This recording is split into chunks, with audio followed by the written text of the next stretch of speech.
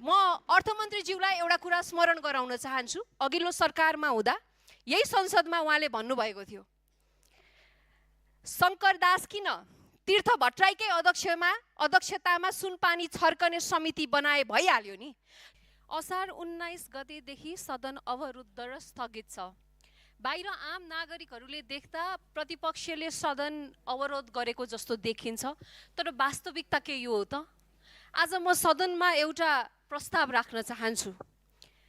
यो सदन अवरोध खुलाउने एउटै मात्रै उपाय छ कि त यस सदनले हस्ताक्षर सहित भन्नु पर्यो नेपालले भारतको भूभाग मिचेको हो भनेर सदनले स्वीकार गर्नु पर्यो।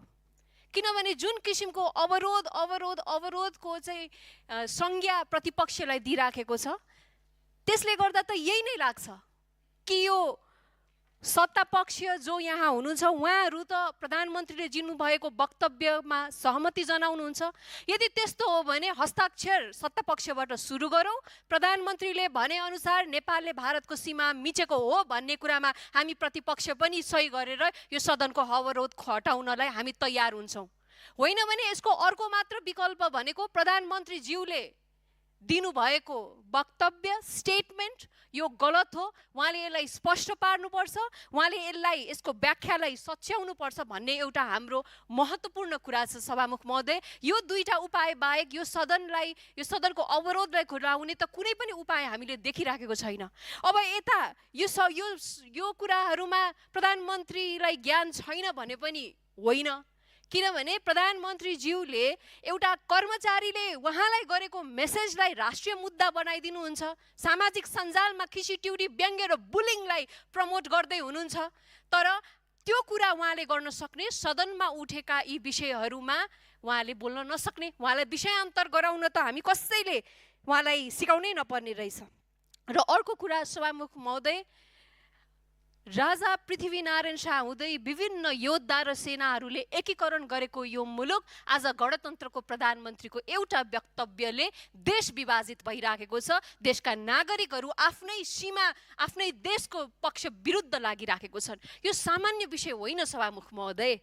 र अर्को कुरा, हिजो यस सम्मानित सदनमा BYD को कर छली प्रकरणबारे हामी राष्ट्रिय प्रजातन्त्र पार्टी लगायत अन्य दलहरूले पनि विषय उठाउनु भएको छ। आज अर्थमन्त्रीज्यू आउनुभएको छ, मलाई विश्वास छ उहाँले यस संसदमा आएर स्पष्टीकरण दिनुहुन्छ होला। तर यो विषय यति गम्भीर भएको छ कि निष्पक्ष र विश्वसनीय छानबिन अब अपरिहार्य बनिसकेको छ। त्यसैले छानबिन प्रक्रिया सम्पन्न नहुँदासम्म अर्थमन्त्रीले आफ्नै विवेक प्रयोग गरेर सुशासन कायम गर्नको लागि नैतिकता र निष्पक्षताको दृष्टिकोणले उहाँले आफ्नो जिम्मेवारीबाट पर रहनुपर्छ जस्तो लाग्छ। म अर्थमन्त्रीज्यूलाई एउटा कुरा स्मरण गराउन चाहन्छु। अघिल्लो सरकारमा हुँदा यही संसदमा उहाँले भन्नुभएको थियो, शङ्करदास किन तीर्थ भट्टराईकै अध्यक्षतामा सुनपानी छर्कने समिति बनाए भइहाल्यो नि। यो समस्या गम्भीर कुशासन र राजनीतिक प्रकृतिको छ, लुटको कुरा छ, सङ्गठित भ्रष्टाचारको कुरा छ, संरक्षणको कुरा छ।